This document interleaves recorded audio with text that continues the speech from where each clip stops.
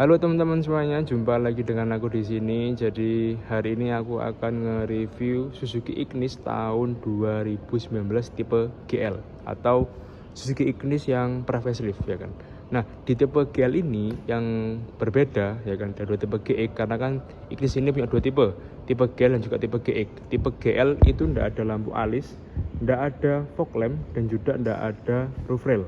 Jadi polosan ya kan. Nah, untuk bagian depannya kurang lebih seperti ini untuk Ignis yang pre-facelift. Memang kalau dari tampilan ya kalau sama yang G nggak beda jauh, tapi memang Ignis ini itu menyongsong ya desain-desain ala SUV. Dari Suzuki pun saat Ignis ini keluar itu menyebutnya urban SUV seperti itu. Jadi ya desain seperti ini kalau dari aku pribadi oke lah ya, kelihatan keren gitu ya. Jadi oke lah. Terus untuk lampunya sendiri itu masih halogen biasa, sen juga masih bolam, jadi nggak ada yang spesial sebenarnya dari mobil ini. Kalau di bagian depan, fog lamp juga nggak dimasukin. Jadi kalau teman-teman terbiasa dengan fog lamp ya harus menambah sendiri seperti itu.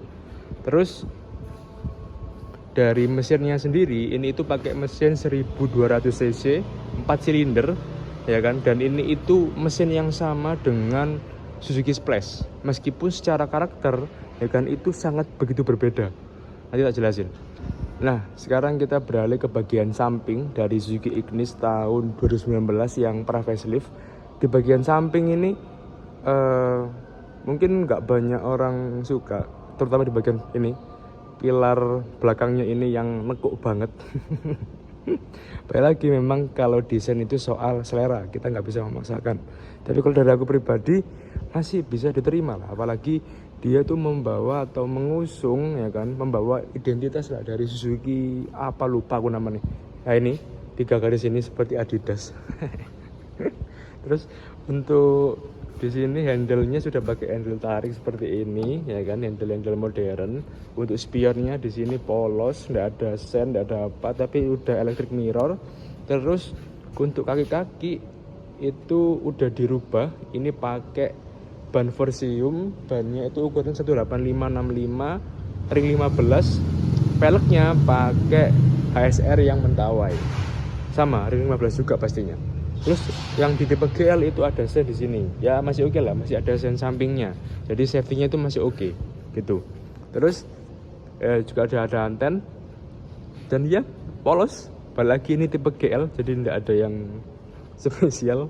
Jadi kalau beli yang tipe GL terus ya polosan gitu, apalagi pelek baknya kan warna hitam ya, itu kelihatan polos banget. Dan apalagi kalau nggak bersih, kotor gitu ya, udah wes nggak enak dilihat, jujur aja. Jadi ini akhirnya diganti velg silver ya kan, dan memang mode atau looksnya itu yang rally, jadi ya akhirnya kelihatan lebih hidup gitu loh. Itu sih untuk bagian sampingnya dari Suzuki Ignis. Nah, sekarang kita beralih ke bagian belakang dari Suzuki Ignis. Sebenarnya kalau menurutku untuk desainnya itu ganteng di bagian belakang, karena apa ya, dari bagian depan, samping, dan belakang itu sangat begitu selaras menurutku. Jadi kadang kan ada tuh mobil yang ya cara pandangnya atau perbedaannya itu signifikan gitu loh. Entah di depan kelihatan sporty, ternyata belakangnya ya biasa aja. Tapi ada juga pun yang sebaliknya. Tapi kalau dari si Ignis ini itu dari depan, samping, belakang itu selaras gitu loh. Dan enak dilihat. Terus lampunya juga besar-besar gitu ya. Dan compact, nggak terlalu gimana-gimana gitu ya. Simple tapi kesannya dapet gitu loh. Nah, untuk lampunya sendiri itu sama juga masih bolam semua, dari lampu sen, lampu mundur, lampu stop, lampu kotanya itu masih bolam semua. Di sini ada logo Ignisnya Suzuki. Nah, enaknya dari Ignis itu ndak ada tulisan tipenya, jadi cuman Ignis gitu aja sudah. Kadang kan ada tuh ya kan, tag GL, tag GX. Jadi orang yang lihat ini ya sudah gini tok, Suzuki Ignis gitu ya. Jadi yang memang pada akhirnya yang membedakan banget adalah tadi yang tak bilang di awal, nggak adanya roof rail, nggak adanya fog lamp, dan nggak adanya lampu alis. Itu yang kelihatan banget. Meskipun tipe GL ya kan, dia masih dapat rear defogger, masih dapat wiper, jadi lengkap lah Mas. Jadi meskipun ini mobil yang basic atau tipe rendah tapi masih dapat safety yang oke lah, karena kan radio fogger dan juga wiper ini juga termasuk urusan safety gitu loh. Jadi mantap lah untuk Suzuki. Sensor parkir juga udah dapat sensor parkir di sini tuh, dapat sensor parkir ya. Jadi kurang lebih seperti itu lah untuk bagian belakangnya dari Suzuki Ignis. Nah sekarang menurut kalian gimana ya overall secara desain dari Suzuki Ignis yang tipe GL ini? Kalau tipe GX udah tak pastiin ganteng lah menurutku. Tapi kalau si Ignis yang GL ini kadang ada yang bilang ganteng, ada yang bilang kepolosan, ada yang bilang justru malah aneh gitu ya. Tapi menurutku ini salah satu produk Suzuki yang modelnya nggak mainstream ya kan, nggak yang pada umumnya gitu ya. Kan kalau ngomongin sekelas ini ya kan, yang dimana ini sisinya itu 1200, itu barengannya sama Agya, Ayla, Brio. Tapi dia punya model sendiri dan di otak itu enak banget gitu. Oke, sekarang kita lanjut ke interior ya.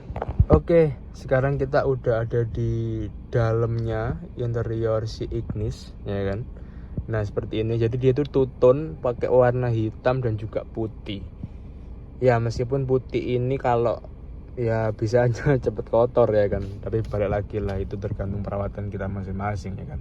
Nah kita mulai dulu dari bagian pintu ya kan. Di sini power window udah 4, ada power door lock, ada window lock, ada electric mirror ya kan, meskipun belum electric retract. Untuk kuncinya dia biasa seperti ini ya kan, seperti kuncinya R3 dan kawan-kawannya.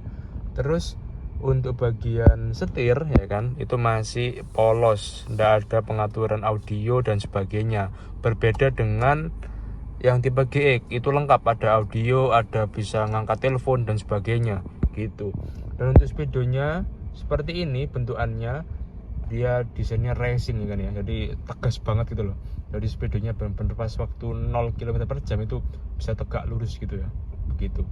Terus untuk MID-nya, pengaturan MID itu cukup lengkap sebenarnya menurutku ya. Itu adanya ya reference untuk melihat konsumsi bahan bakar ya kan, range-nya juga ada, terus average speed-nya, terus driving time juga ada, dan ini install full economy juga ada. Itu sih untuk pengaturan dari MID-nya. Memang kalau yang si Ignis GL ini cukup basic. Di sini adanya headlamp leveling, enggak kelihatan teman-teman. Di situ ada headlamp leveling. Terus untuk audio, nah ini masih belum layar, double din, tapi udah lengkap lah menurutku. Cukup untuk kebutuhan sehari udah oke lah. Adanya CD, FM, AM, media ini bisa buat iPod ya kan, jadi oke lah. Terus di bagian bawah AC juga sudah lengkap menurutku, karena adanya pengaturan arah semburan di sini ya, bisa ke wajah atau ke badan aja, bisa ke kaki ya kan, dan itu lengkap. Ada tadi radio fogger di sini untuk pengaturannya seperti ini ya, seperti kompor tapi ya wis lah ya. Oke lah ya. Dan di bawah sini ada soket 12 volt. Udah ada pakein di sini. Itu di sini ada untuk USB dan juga adanya jack di sini. Gak kelihatan teman-teman ya. Jadi ini untuk buat nyambung ke iPod bisa pakai ini. Begitu. Untuk layoutnya seperti ini ya kan. Nah uniknya Ignis itu, dia itu selalu ada atau menggambarkan interior eksteriornya. Jadi dia bawa saya masuk seperti ini ada warna merah di sini, terus di sini ini juga warna merah gitu ya. Jadi ini Ignis itu mobil yang menurutku punya identitas gitu loh. Jadi enggak yowes buat mobil selesai, enggak, tapi mereka punya identitas seperti itu. Untuk sun visor seperti ini, belum ada kaca, cuman ada untuk ya naruh kacamata dan juga masih bisa sih ini diselipkan. Terus di sini sudah ada electric mirror, sudah kaca. Untuk lampu kabin masih bolam biasa halogen. Nah untuk si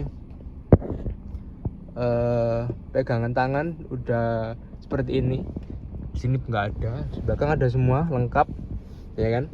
Dan untuk headrest itu terpisah semua, dan ini pastinya menambah kenyamanan. Kalau dibandingkan dengan kompetitornya Brio, terus Ayla, Agya, itu yang tahunnya sama ya dengan ini, bukan yang baru. Itu lebih nyaman ini pastinya, karena udah terpisah, nggak jok pocong ya kan kalau ngarani. Jadi seperti itu. Dan untuk posisi pengemudinya sih udah oke. Oh iya lupa, dan Ignisnya juga udah tilt steering ya, oke lah ya. Memang belum teleskopik. Kalau teleskopik sih jatuhnya too much ya, jadi cuma tilt steering aja. Di sini ada penyimpanan laci seperti biasa, ada 2 tingkat, 1 dan 2. Di sini ada kecil. Kisi-kisi AC juga nggak monoton gitu loh, ada yang kotak, ada yang bulat, terus di situ ada kayak, ya ini mesin karbon palsu sih, tapi ada finishing karbon. Untuk bahan dashboard semuanya masih plastik, nggak ada empuk-empuk sama sekali, seperti itu. Kita sekarang beralih ke bagian belakang teman-teman ya. Oke teman-teman, sekarang kita udah ada di bagian belakang dari si Ignis ya kan. Nah untuk layoutnya seperti ini ya kan, dari bagian belakangnya di bagian pintu. Di sini cuma ada kantong satu, sama ada kantong satu lagi itu untuk hanya botol. Ya botol satu tok lah intinya. Ada power window ya kan. Terus headrest juga udah terpisah, jadi nyaman. Udah ada seat belt, udah ada pegangan tangan. Terus ini yang tak bilangin tadi, nah ini cuman satu tok. Terus si Ignis yang gel ini untuk speakernya cuman depan aja, jadi ini dummy teman-teman. Jantar biar padang. Nah jadi ini dummy teman-teman, jadi tidak ada speakernya. Saya juga baru tahu. Terus untuk posisi duduknya ya, bagian belakang ini tuh nggak bisa ditegak, nggak bisa direbahin lagi. Jadi ini sudah fix seperti ini. Terus untuk bagian duduknya, untuk ini posisiku ya, itu masih ada selah dan ini enak. Terus untuk kepala juga masih aman banget ya kan, kalian bisa lihat ya kan. Nah ini kepala juga masih aman banget ya kan, nggak ada masalah. Meskipun kalau dibuat perjalanan yang jauh ini itu cenderung capek, yang jauh banget ya, itu capek karena kalau kalian bisa lihat, semoga jelas ya, itu tegak kesannya. Jadi ya ada rasa capeknya sih pasti, jadi nggak bisa rebah. Ya udah fix gini aja seperti itu. Mungkin kalau yang tinggi di bawah aku mungkin bisa lebih nyaman mungkin. Jadi ya kayak gitu untuk bagian belakang atau bangku kedua ya kan, seat kedua dari si Ignis seperti itu. Nah bagian terakhir yaitu bagian belakang ya kan, kalian bisa lihat ini untuk kapasitas bagasinya segini. Dia itu agak dalam ya jatuhnya, jadi nggak sejajar dengan bibir belakangnya, jadi agak ke bawah. Jadi ini kok barang-barangnya agak ya lumayan sih ngangkat. Jadi ada apa ya, ada jarak lah, lumayan ada effort lah gitu. Terus untuk ban serepnya dia masih full size, bannya full size, jadi aman. Meskipun nggak langsung diganti itu masih aman ya kan, karena kan beberapa mobil sekarang itu bannya udah temporary, jadi konting jolek entah mengapa seperti itu sekarang. Terus ini juga udah include dapat apa yang namanya, lupa aku, intinya bisa buat tataan lah ya. Dan ini juga cenderung mengarah ke safety, karena kalau misalnya dipecah ini masih aman, ada inian, jadi barang yang ada di bawah itu nggak sampai kena atau nggak bisa diambil seperti itu. So mungkin itu ya kan dari eksterior, interior, dan juga bagian bagasi dari Suzuki Ignis ini. Oke, setelah nyobain si Ignis ini, kalau dari sisi mengemudinya itu cukup ekonomis. Terus dari segi visibilitas pun itu juga tergolong yang enak.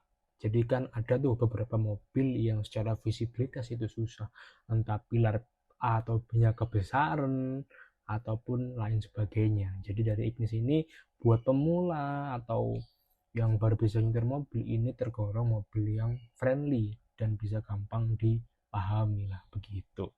Terus kalau dari sisi suspensi, mobil ini bukan tergolong mobil dengan suspensi yang empuk, jadi lebih mengarah ke agak keras.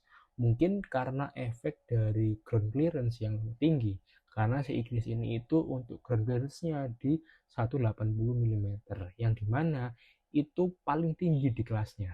Nah mungkin pada akhirnya kenapa secara suspensi itu disetting lebih keras, karena dia lebih tinggi. Kalau disetting empuk yang ada malah limbung gitu.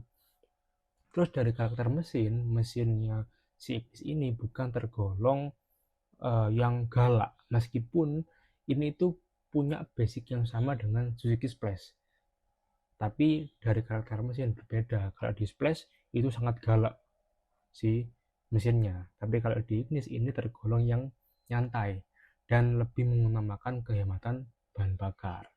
Dan terbukti di luar kota ataupun di dalam tol itu bensinnya bisa tembus di 120 km per liter, dan di dalam kota itu bisa di angka 116 sampai 118 km per liter. Itu dengan ban dan juga velg yang sudah dirubah, yang dimana velgnya lebih lebar, untuk bannya juga lebih besar. Nah, kalau pakai ban yang standar, velg standar, itu pasti jauh lebih irit lagi. Dah mungkin bisa lah tembus di angka 121, 122 itu mungkin bisa. Balik lagi tergantung kalian sekolah atau tidak. Oke teman-teman, jadi kurang lebih seperti itu untuk review dari Suzuki Ignis. Jadi kesimpulannya, kalau dari segi model, kalau kalian suka mobil-mobil kecil atau city car dan sejenisnya yang anti mainstream, Ignis solusinya. Terus kalau dari segi keiritan bahan bakar, jangan ditanya lagi. Oke banget dari sisi bahan bakar, irit banget. Terus kalau suspensi ya cukup keras tapi masih oke lah ya. Terus kalau kalian suka modif-modif, itu bisa banget di otak adik. Dan kalau kalian punya budget lebih, tak saranin bisa ambil yang tipe GX karena lebih lengkap. Ada lampu alis, ada roof rail, terus ada fog lamp, dan juga sudah kilas kuncinya, jadi nggak pakai kunci lagi begitu. Dan harga bekasnya sekarang pun juga ya masih tergolong oke karena baru aja discontinue. Jadi biasanya Pak Suzuki itu carry agak nanti, pada akhirnya pasarnya lebih mahal daripada biasanya. Nah sekarang ini masih anjlok-anjloknya lah kayak gitu. Jadi buat kalian cari-cari bisa langsung aja cari sekarang. Oke, mungkin sekian ya kan, dan jumpa lagi di video berikutnya.